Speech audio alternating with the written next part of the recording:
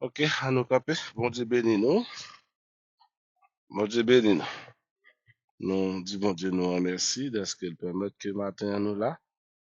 La présence libre pour nous avoir la gloire. Par l'honneur, louange, adoration, lui-même seul, lui mérité. Nous connaissons nous-mêmes c'est grâce. Bon Dieu fait nous. On a prié pour tête nous. Nous pas besoin de suspendre prier pour l'autre. Amis nous, frères nous, on a lamenté bon Dieu pour eux. Et bon Dieu va dire un mot pour eux tout. C'est là où qui quitte caillou, c'est là où il y a un problème. Il y a un peu là-dedans qui quitte caillou, pas qu'à vivre la caillou dans toute France. Mais, n'a demandé c'est elle capable de garder, elle capable de protéger, elle capable de prendre soin de tout, pas ça?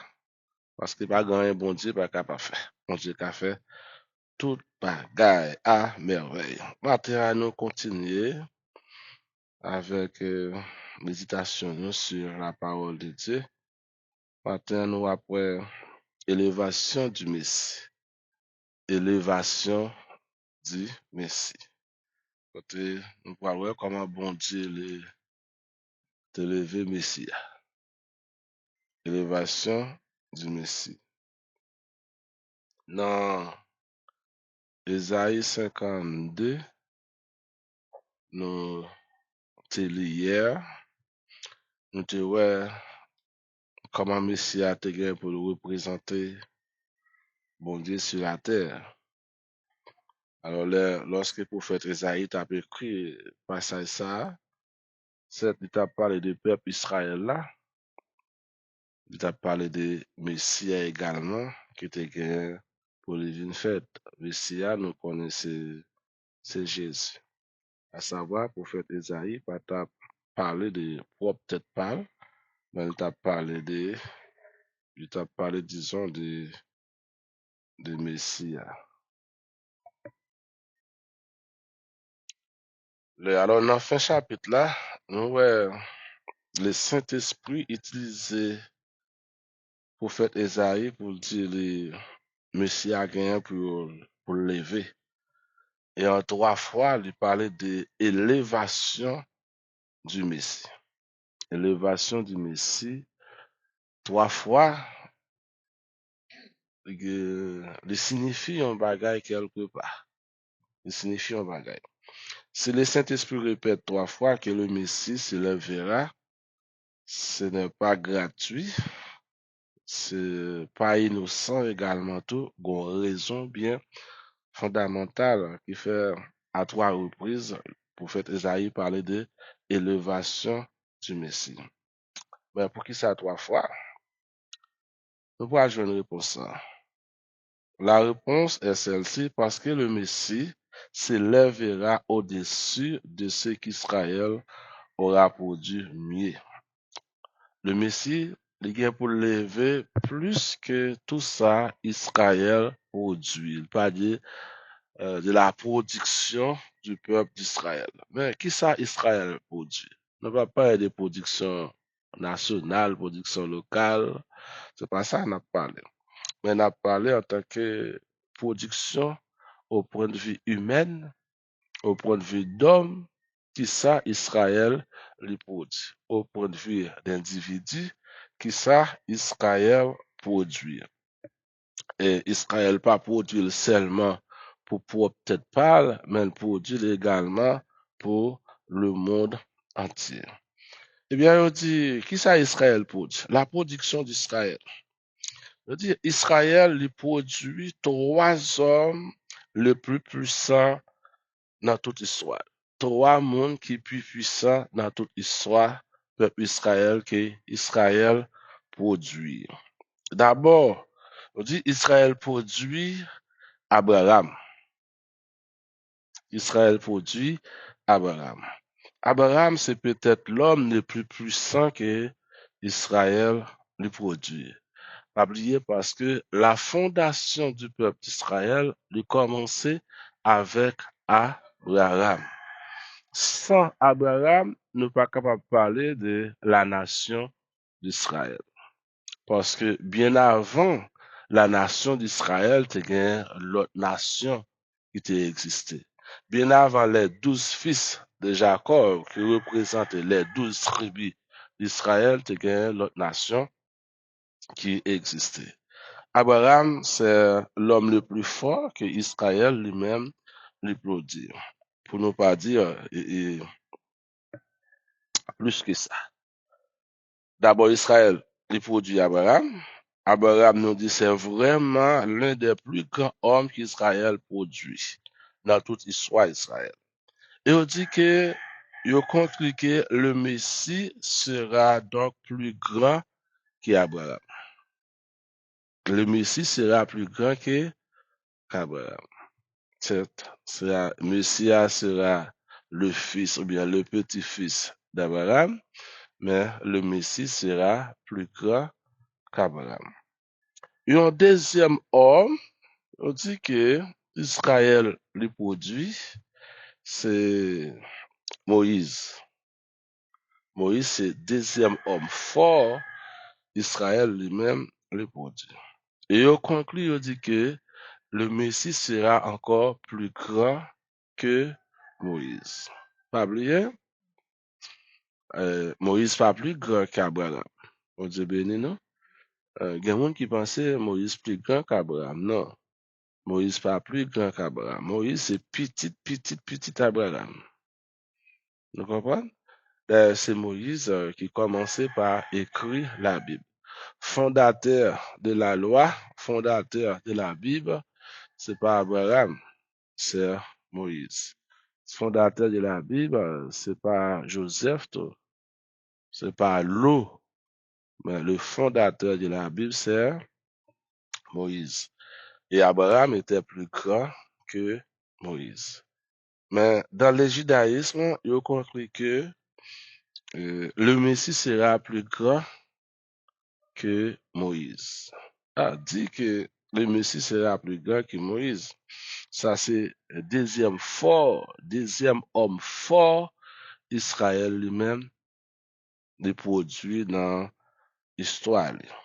Maintenant, on dit, qui comptait pour y aller, pour y un homme, un troisième qui est plus fort que le Messie. Eh bien, c'est facile pour trouver un troisième qui est plus fort que le Messie. Eh bien, il dit comme ça, le Messie se lèvera. Est-ce que David est plus grand que le Messie? Non. C'est Abraham pas plus grand que Messia. Si Moïse pas plus grand que Messia, David pas plus grand que Messia. C'est vrai, David, c'était l'homme de Dieu, l'homme selon le cœur de Dieu, mais David, je dis, David pas plus grand que le Messie. Eh bien, pour rejoindre un homme qui est capable plus fort que Messia, je dis, il faut qu'il y aller au-delà de la terre. Au-delà de la terre, c'est-à-dire, il y a monter dans le ciel. C'est quitter terre parce que yo cherche sur la terre, yo pas qui est qui plus grand que Messia. Premier homme, yo joindre, yo déclaré dit qui plus grand que Messia, c'est peut-être Abraham, mais Abraham pas plus grand que le Messie. Yo deuxième homme, yo dit qui peut-être encore beaucoup plus grand que le Messie, c'est le fondateur de la Bible. Fondateur de la Bible, fondateur de la Torah, fondateur des 5 livres de la loi qui c'est Moïse. Il conclut que dans le judaïsme, Moïse n'est pas plus grand que le Messie. Eh bien, il dit, il faut aller au-delà de la terre. Aller au-delà de la terre pour trouver un monde qui est beaucoup plus grand que le Messie. Voilà donc, il conclut que le Messie, et troisième être, il dit le Messie se lèvera. David n'était pas plus grand que Moïse. Et finalement, pour chercher quelqu'un de plus grand que Moïse, il dit qu'il ne parle plus de prophète comme Moïse. Il parlait à Dieu face à face, à savoir Moïse qui parlait à Dieu face à face. Je veux dire, il faut aller au-delà de la terre, c'est-à-dire aller au-delà de la terre, c'est aller dans le ciel. Qu'est-ce qu'il y a dans le ciel? Plus grand qu'Abraham, plus grand que Moïse, plus grand que les anges. Bon Dieu béni, non? Qui est-ce qui est plus grand? Il prend deux sur la terre. Qui est-ce qui est plus grand que Messia? Est-ce que c'est Abraham? Est-ce que c'est Moïse? et ils ont quitté terre parce qu'ils n'ont pas jeune sur la terre qui est encore plus grand que Messie a, disons. Ils ont allé au-delà de la terre, ils ont monté en ciel. Et dans ce ciel-là, nous connaissons également, il y a des anges, pas ça? Et ils ont compris que les anges ne sont pas plus grands que le Messie. Le Messie sera plus grand que les anges. Voilà donc. Le Messie sera supérieur à Abraham, supérieur à Moïse et supérieur aux anges. Est-ce que c'est pas vrai? Trois entités. Le Messie sera supérieur avec Abraham, supérieur à Moïse et supérieur aux anges. C'est-à-dire, là, nous, il y a des gens qui a adoré les anges, nous pas de droit pour adorer les anges parce que Messie est supérieur aux anges. Bon Dieu béni nous. Nous pas de droit adorer Abraham, nous pas de droit adorer Moïse qui parle face à face avec Dieu et en troisième position, nous pas de droit adorer les anges également parce que Messia est beaucoup plus grand que les anges. Le Messie s'élèvera plus que les anges. Alors, c'est auteur Épître aux Hébreux, il parle nous ça, commencer dans Hébreux chapitre 1er. C'est la base même de l'Épître des Hébreux, qui commence à dire que Jésus est supérieur aux anges. Amen. Jésus est supérieur aux anges. Comme nous dit ça, si Jésus est supérieur aux anges, nous pas doit quitter Jésus pour nous l'adorer, anges, parce que le Messie est supérieur aux anges. Comme aussi dire le psaume 2 qui parle nous que Messie est supérieur aux anges. Auquel des anges qu'a jamais été dit, tu es mon fils, je t'ai engendré aujourd'hui. Bon, tu pas jamais dit anges ça. Les anges fils. Les anges, moi t'ai engendré nous, je dis comme un fils. Bon Dieu béni nous. Entre parenthèses, il y a deux passages dans la Bible là qui côté que nous bon Dieu tire les anges fils. Annotez s'il vous plaît. Il y a deux passages que bon Dieu tire les anges fils, mais bon Dieu pas engendré comme fils. Là, deux passages. Premier passage, c'est Job chapitre 1er, côté bon Dieu tire les anges fils. Parce que lorsque Satan, disons, les fils de Dieu étaient montés côté bon Dieu, Satan était monté tout, pas ça? Et là, bon Dieu t'a demandé Satan comment nous ouais, comment lui ouais, Job serviteur là, sous la terre. Et là, Satan t'a dit, bon Dieu, nous ouais son homme qui bien, son homme qui pas de problème, son homme qui bien gardé, son homme tout à fait le marché vraiment, vraiment. Vraiment bien. C'est ça, Satan t'a répondre, bon Dieu. C'est celle côté ça, nous voyons que, bon Dieu, t'es relé, et disons, Zangio, fils, mais fils qui n'avait pas été qui pas engendré. Mais le fils qui a été engendré, c'est Jésus qui a été engendré. Nous capables de ça, dans Job chapitre 1er.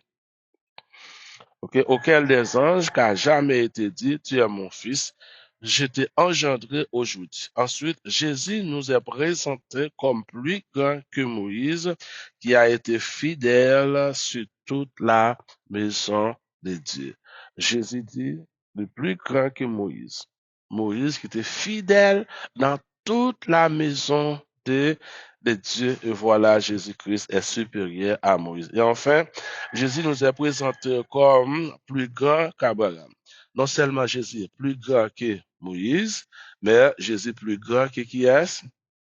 Qu'Abraham. Jésus même dit ça avant qu'Abraham était là, moi était là. Ça prouve que Jésus est plus grand que Abraham. Jésus, ça, c'est lui d'avoir parlé comme étant le Messie. Et après avoir parlé de cette élévation du serviteur de Dieu, qui donc Jésus était supérieur qu'Abraham. Certes, Jésus était supérieur qu'Abraham, que Moïse, ainsi que les anges. Nous avons trois entités, s'il vous plaît, matin avec. Trois entités que Jésus supérieur avec eux.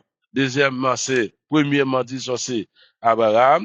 Deuxièmement, c'est Moïse. Troisièmement, c'est les, les anges. Et ça fait adoration, louange, n'est pas ni pour Abraham, n'est pas ni pour Moïse, n'est pas ni pour les anges. Parce que Jésus-Christ supérieur avec tout. Même Jean, bon Dieu, méritait adoration, Jésus méritait adoration. Bon Dieu béni nous. Certes, s'il est vrai quelque part, le Messie sera supérieur aux anges, et bon Dieu a levé Messia, nous parle de l'élévation du Messie, mais d'autre part, nous parlerons, le Messie sera un peu humilié, l'humiliation du Messie. Dans Isaïe 53 nous parle de son humiliation. Aussi bien que s'est élevé le Messie, aussi bien que s'est élevé le Messie, euh, de même que le Messie va-t-il s'abaisser. Le Messie va s'abaisser. Même côté, on définit le Messie, et le Messie après à baisser. Mais plus pas baisser pour être à terre, mais pour remonter encore au sommet. Messie après remonter au sommet. Mais le Messie il pour l'abaisser, il pour rejeter, mépriser par le peuple d'Israël. Rabaissé, méprisé par le peuple d'Israël qui lui-même, qui était le peuple de Dieu.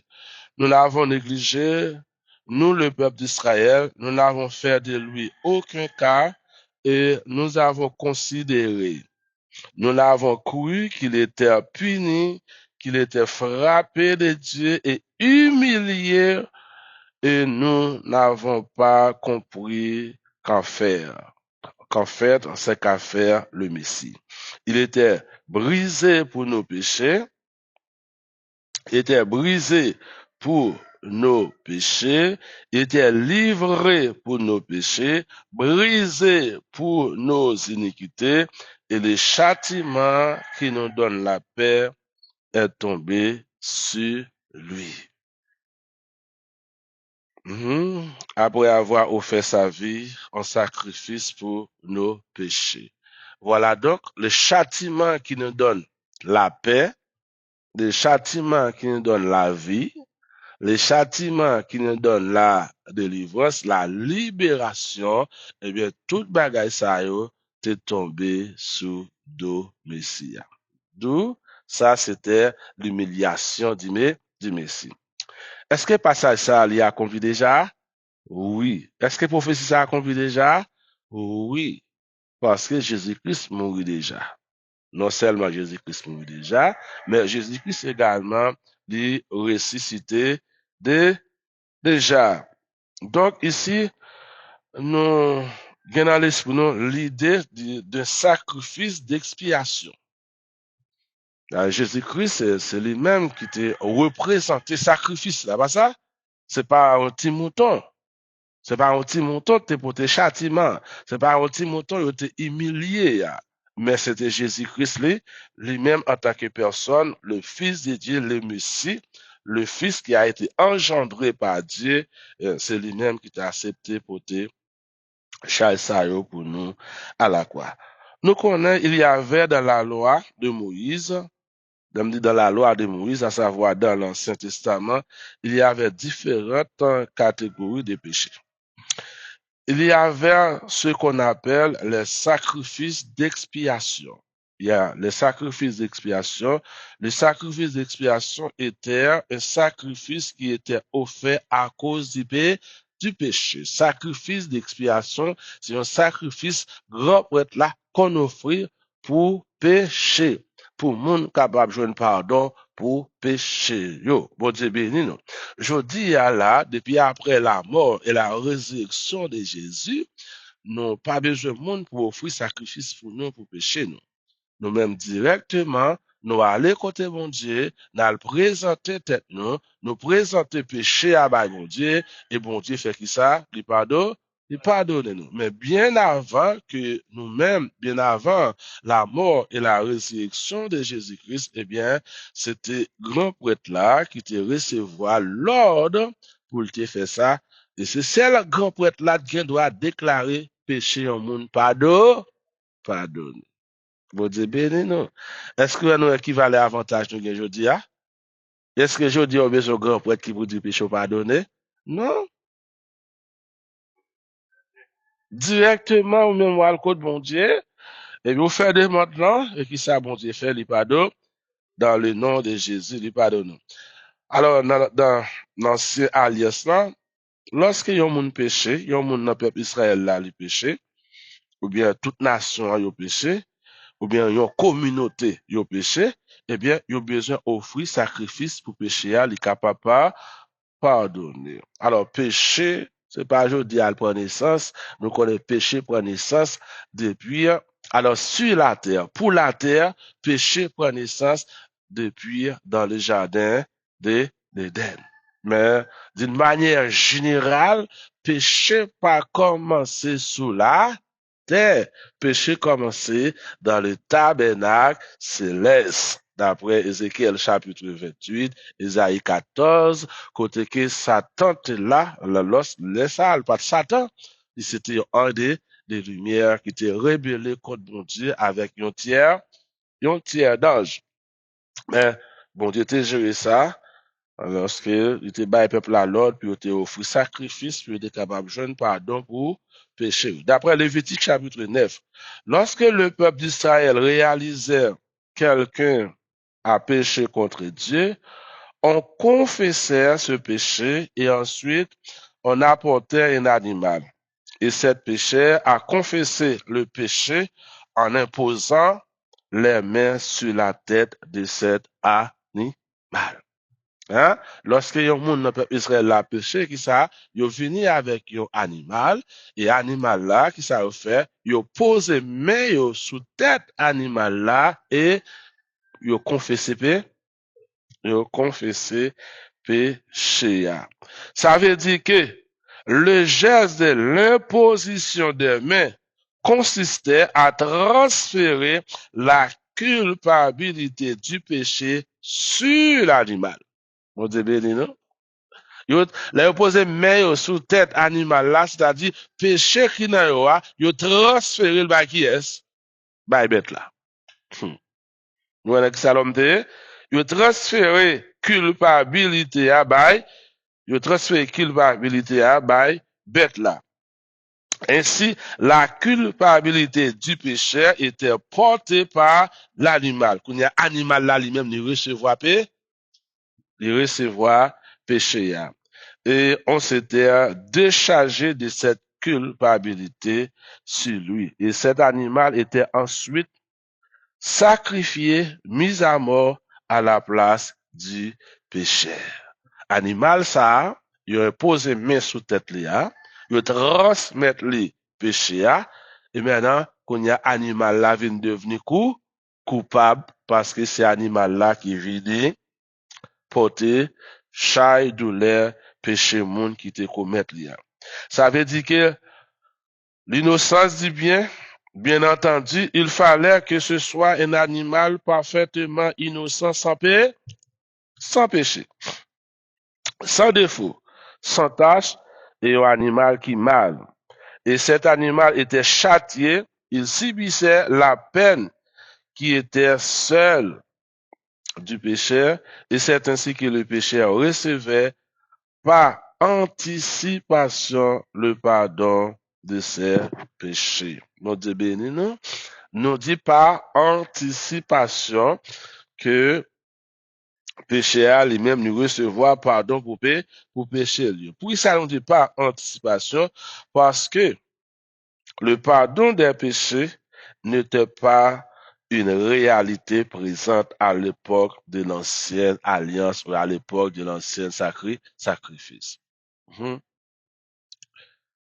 Le pardon des péchés n'était pas une réalité présente à l'époque de l'ancienne alliance.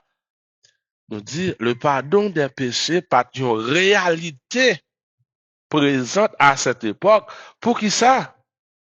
parce que Messie a pas de quoi.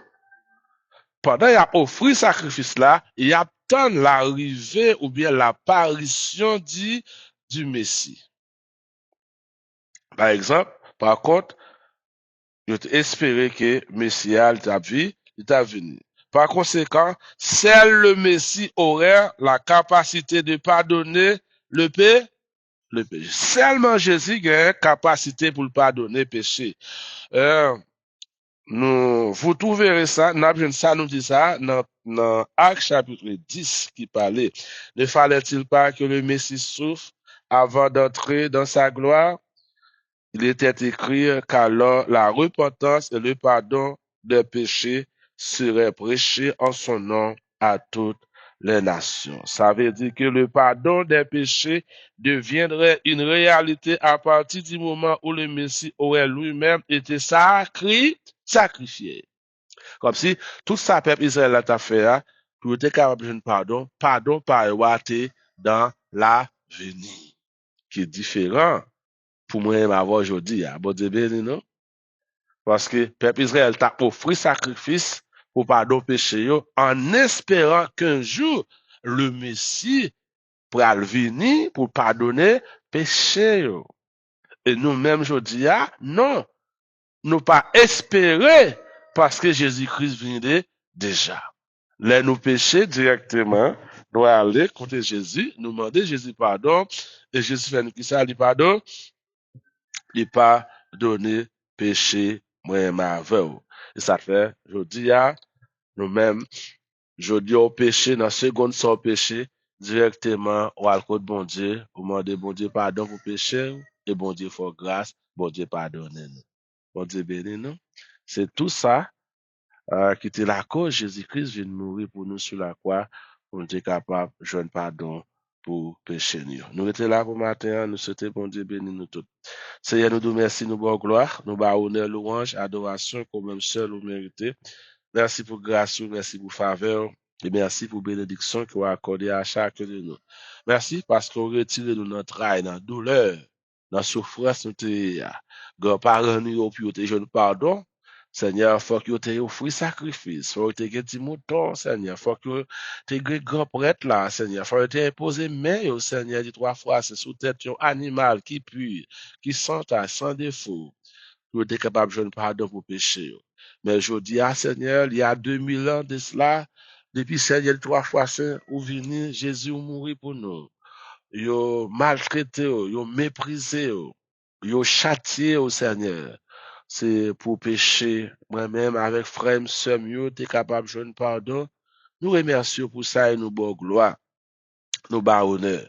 Si peuple Israël longtemps, le t'a offert sacrifice, yo t'espéré un jour, Messie a t'a venu. Eh bien, je dis à nous pas espérance, Messie a venu pour pardonner péché nous, parce que Messie a venu déjà. Et pardon, il est une réalité pour moi-même, pour frère mieux, pour sœur mieux, qui a vu aujourd'hui, parce que depuis 2000 ans déjà, vous te versé sang. Oui, je dis à nous avons espérance, nous attendons, mais cette fois-ci, c'est pas un Messie qui a venu mourir, pour péché, mais son Messie qui a venu régner comme maître et Seigneur pour bailler les hommes la vie qui ne peuvent jamais finir. C'est ces prières nous adresser dans le nom de Jésus.